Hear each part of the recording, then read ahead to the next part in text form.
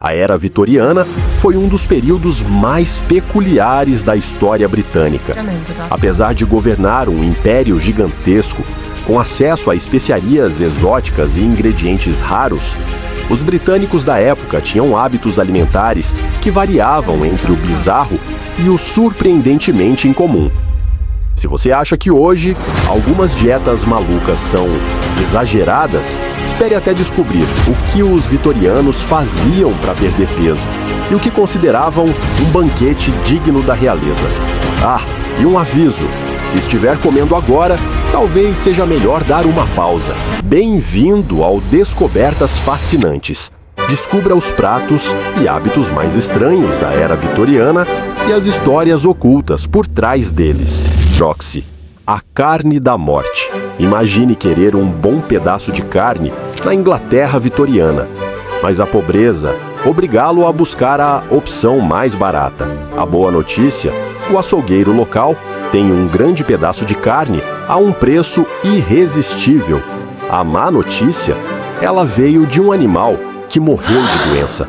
Essa carne, conhecida como Broxi, era vendida sem qualquer fiscalização sanitária. Tifo, tétano e outras doenças podiam ter levado o animal à morte, mas isso não impedia fazendeiros e açougueiros de aproveitá-lo para a venda. Para os mais pobres, era isso ou passar fome. Hoje, podemos apenas imaginar o sabor dessa carne duvidosa. Algumas partes, se bem cozidas, talvez tivessem gosto semelhante ao da carne comum. Mas, será que alguém conseguiria esquecer sua origem contaminada e potencialmente fatal? E aqui fica outra dúvida: será que os vitorianos realmente cozinhavam bem essa carne? Afinal, mesmo hoje, os britânicos não são exatamente famosos pelo uso generoso de temperos.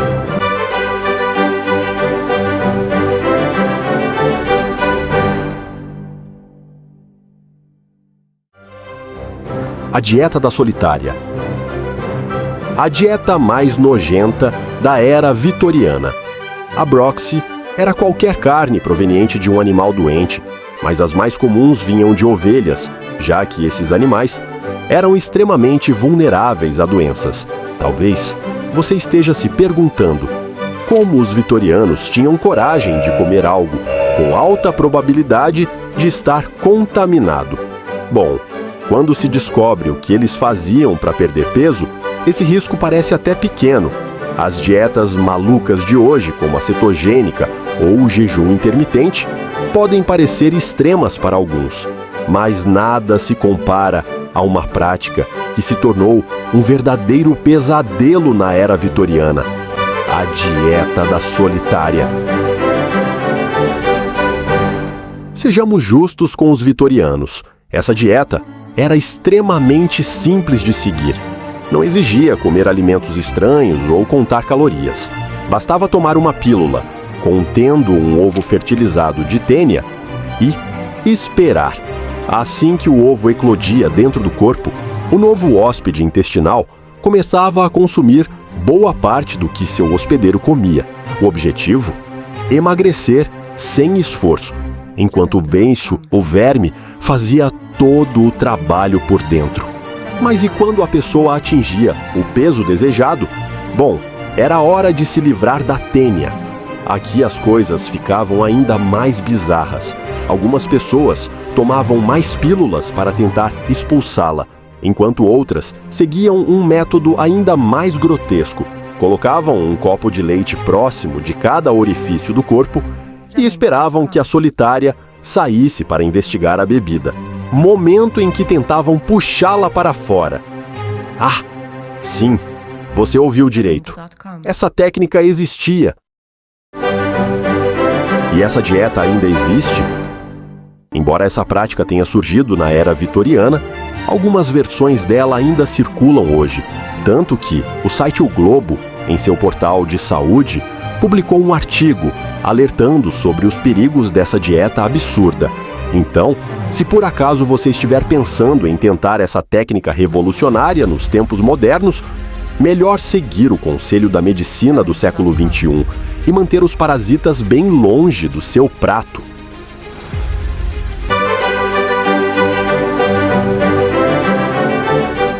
Você já provou? Ou teria coragem de comer uma cabeça de bezerro fervida? No passado, esse prato era considerado uma verdadeira iguaria e ocupava lugar de destaque nos banquetes vitorianos. Imagine estar sentado à mesa e se deparar com um bezerro te olhando diretamente enquanto você janta.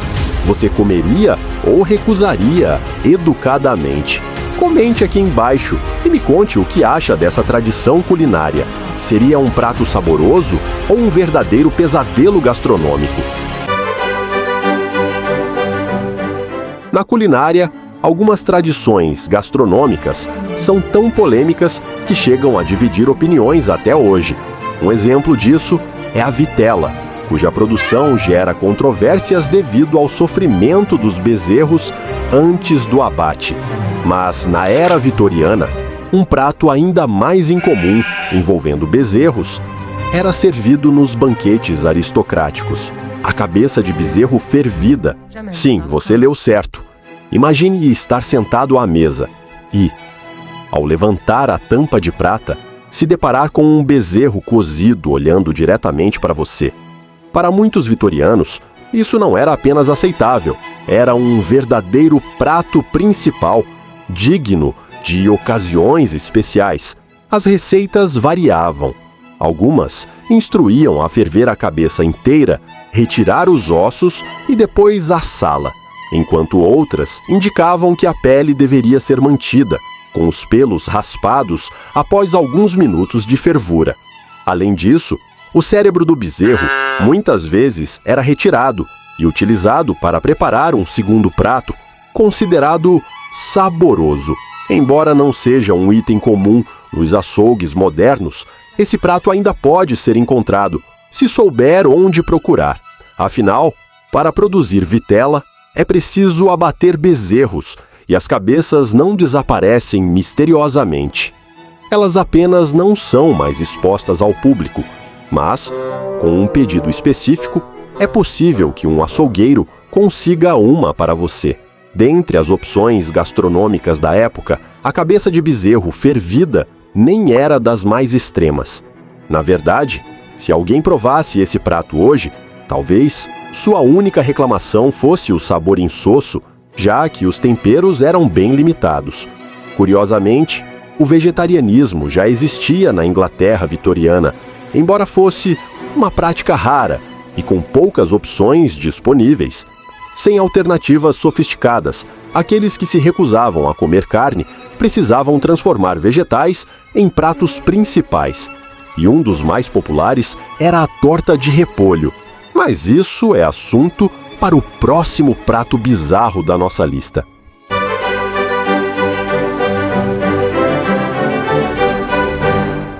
A piada da era vitoriana? Não há mistério sobre o ingrediente principal dessa torta. Mas, para os vitorianos que não viviam apenas de carne e gordura, algumas receitas tentavam torná-la mais saborosa, adicionando cebola, alho poró, batatas e queijo.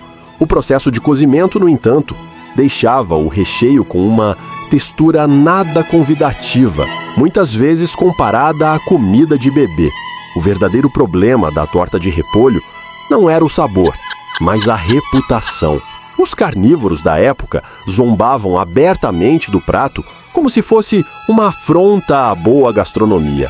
Um jornalista britânico, em 1893, chegou a ironizar se haveria um lutador campeão comedor de torta de repolho. Para muitos, comer vegetais era coisa de gente fraca. Mas antes de torcer o nariz, considere a alternativa. Você preferiria uma fatia dessa torta vegetal ou um pedaço de carne Broxi, aquela retirada de ovelhas doentes e meio mortas, mas vendida como alimento? Os vitorianos tinham gostos peculiares, mas talvez estivessem errando na escolha do prato mais nojento da época.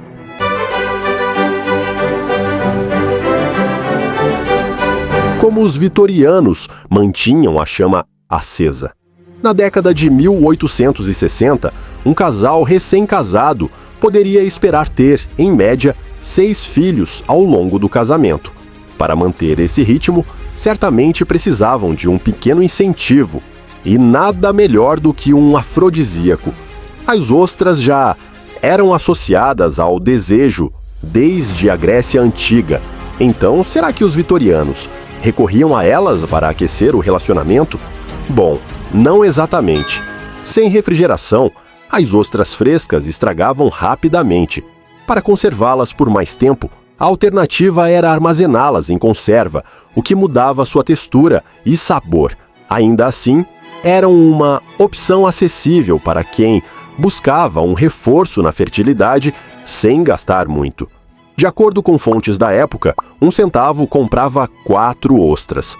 Em valores atuais, isso equivaleria a R$ 10,89, o que significa que cada ostra em conserva custava cerca de R$ 2,72, um preço bem mais convidativo do que as ostras servidas em restaurantes hoje, que podem ultrapassar R$ 5,88 por unidade.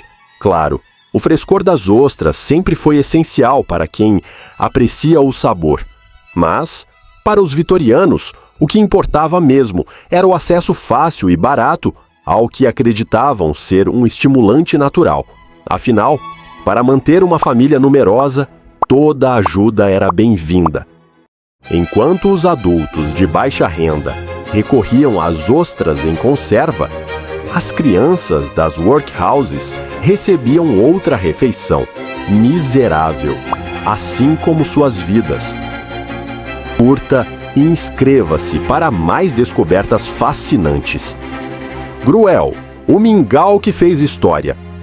Sabemos o que você deve estar pensando, como algo chamado gruel poderia ser irresistivelmente delicioso. Bem, a resposta é simples: não poderia. Apesar do nome que pode sugerir algo apetitoso, gruel nada mais era do que um mingau incrivelmente ralo, uma versão diluída da aveia cozida, com a consistência de uma sopa espessa e sem graça. Esse prato insosso era o sustento básico dos asilos e das temidas casas de trabalho vitorianas. Essas instituições surgiram com a promessa de fornecer abrigo e alimentação para os mais pobres, mas a realidade era bem menos acolhedora. Em troca de refeições mínimas e um teto sobre a cabeça, os internos eram submetidos a jornadas exaustivas de trabalho e condições brutais. A filosofia por trás disso?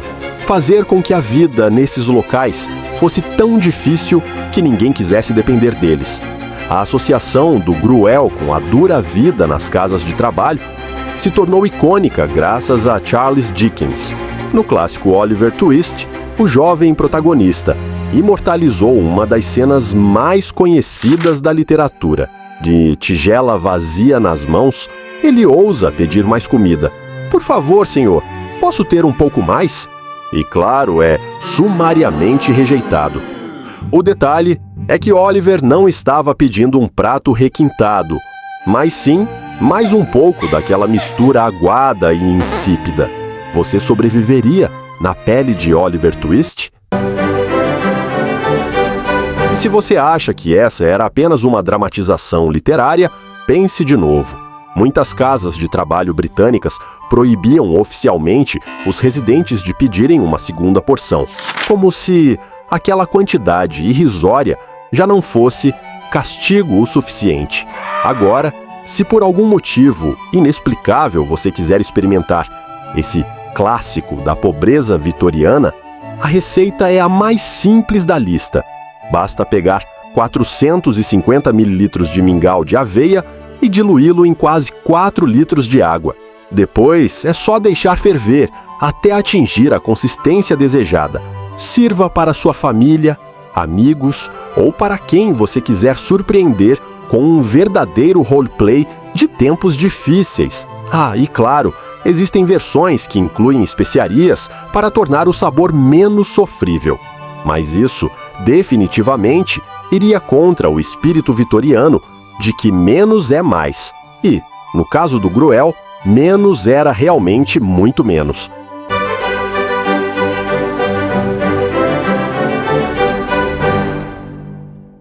será que conseguiria sobreviver comendo apenas gruel todos os dias? Conta pra gente nos comentários. E falando em pratos vitorianos, que tal uma sopa que tentava enganar paladares exigentes? Conheça agora a sopa de tartaruga falsa. Mock Turtle Soup. Quando exploradores britânicos retornavam de suas viagens pelo mundo, traziam consigo novas histórias, riquezas e, claro, ingredientes exóticos. Um dos maiores tesouros gastronômicos da época era a carne de tartaruga, considerada uma iguaria especialmente requintada em sopas. O problema? A demanda era muito maior do que a oferta, tornando esse prato inacessível para a maioria das pessoas. A solução? Criar uma versão alternativa que lembrasse a tão cobiçada sopa de tartaruga, ainda que sem uma única tartaruga no prato. Assim nasceu a Mock Turtle Soup, sopa de tartaruga falsa, uma receita que dependia da criatividade dos chefes e dos ingredientes disponíveis no momento. O que entrava no caldeirão? Tudo o que pudesse imitar a textura e o sabor da sopa original. Algumas versões levavam carne bovina, ostras e presunto, mas havia um ingrediente quase sempre presente: cabeça de bezerro. Mas será que essa sopa realmente tinha gosto de tartaruga? Provavelmente não. Mas, na era vitoriana, muitas vezes a necessidade falava mais alto que o refinamento.